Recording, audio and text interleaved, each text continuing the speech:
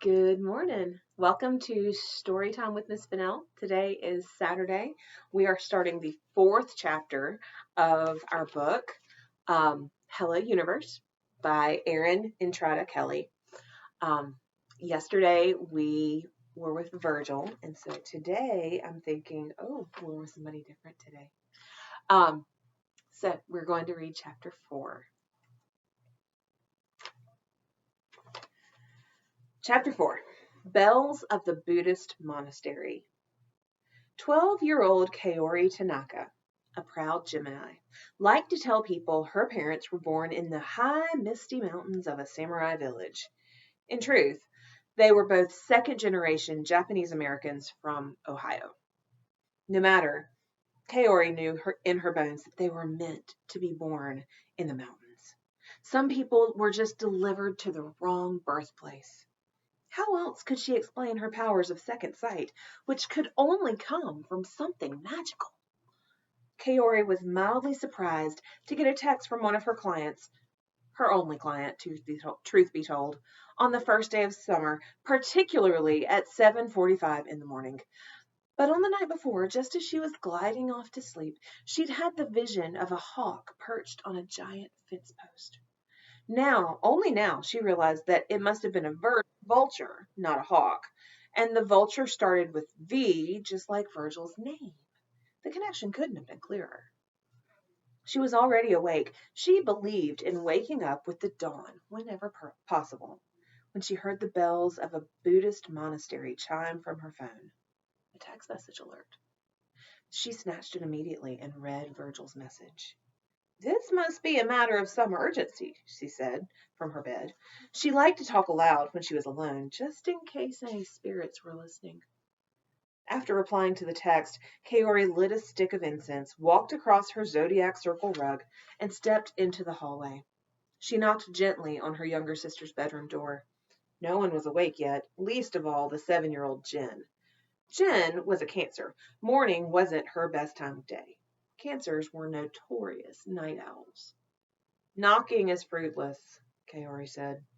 She opened the door and was once again assaulted and mildly offended by her sister's hot pink dresser, hot pink curtains, hot pink rug, and hot pink comforter. It was truly the room of a second grader, complete with teddy bears scattered all over the floor and plastic teacups and teapots toddled here and there. Jen was monstrously untidy. She also had a tendency to run through hobbies. Jen was determined to become the champion of something one day. It used to be hopscotch, then monkey bars, then checkers. There was a discarded recorder on the floor that she had once planned to master, and a chapter book on Abraham Lincoln from the time she decided to become an amateur historian. A pink jump rope lay coiled like a snake near the foot of the narrow twin bed, evidence of her latest obsession. One day she'll mature, Kaori said to the spirits. She walked up to her sister and kicked the jump rope out of the way with a sigh of irritation. Jen had been jumping rope around the house for a week straight, driving everyone mad. She'd already broken 3 water glasses. Jen, Kaori said, poking her sister's shoulder, wake up. We have a client coming today, and we need to prepare. Jen's eyelids fluttered, but didn't open. Jen. Kaori poked a little harder. Her sister was wearing bunny print pajamas. Really? Get up. Jen grumbled and pulled the comforter over her head. Kaori smoothed the front of her own pajamas, coal black with red trim, and then said, okay then, I'll just prepare the spirit stones alone. Jen tossed off the covers, eyes wide. Her dark hair stuck up in every direction. You're using the spirit stones. I have reason to suspect I'll need them. Just a sense. But if you're too busy sleeping, I'm getting up. And she did. Meet me in the spirit chamber, Kaori said. She waved toward Jen's pajamas. But get rid of the bunnies first. Chapter 5. Turtle.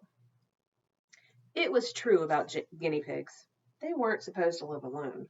Virgil wished he'd never learned that, because now he was convinced that Gulliver was suffering from debilitating depression. The poor black and white rodent had been by himself for the past 18 months. and Virgil couldn't help but think he'd been pining the hours away in desperate loneliness. Before his appointment with Kaori, Virgil unloaded everything from his backpack and stuffed it with fleece blankets that he secretly swiped from the linen closet. Then he tucked Gulliver inside. They would journey together to the Tanakas. Then neither of them would have to be alone. Gulliver didn't chirp once when Virgil lifted him out of his cage, another sign of his misery and resentment. The guy at the pet shop didn't tell me guinea pigs were social creatures, Virgil said, staring into Gulliver's beady, round black eyes. I'm sorry. Virgil set Gulliver carefully atop the blankets and zipped the backpack. He made sure to leave it partially open so Gulliver could breathe. If it makes you feel any better, I know what you're going through, he said. For the moment, Virgil's grand failure made them kindred spirits. Once Gulliver was tucked safely away, Virgil pulled the straps over his shoulders. It was a Thursday, which meant his mother didn't work at the hospital until the night shift. She was on the couch with her legs tucked up, watching something on television. This was a disappointment, since Virgil had hoped to slip out the front door without having an actual conversation with either of his parents.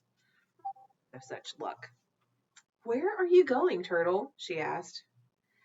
When they called him Turtle, it was like when Chet Bullens at school called him a retard.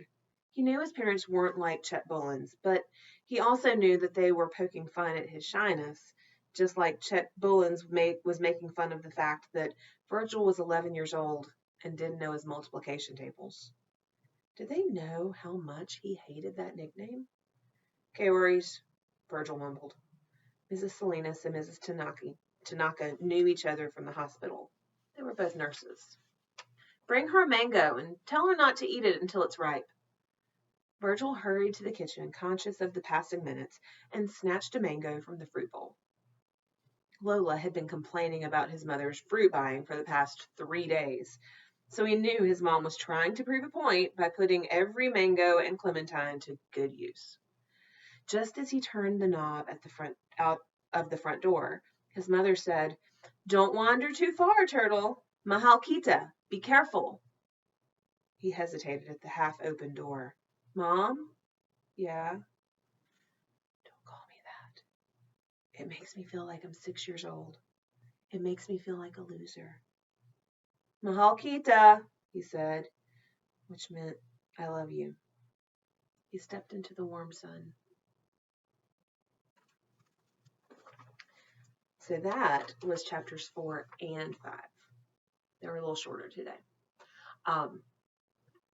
Check back, and I will see you tomorrow.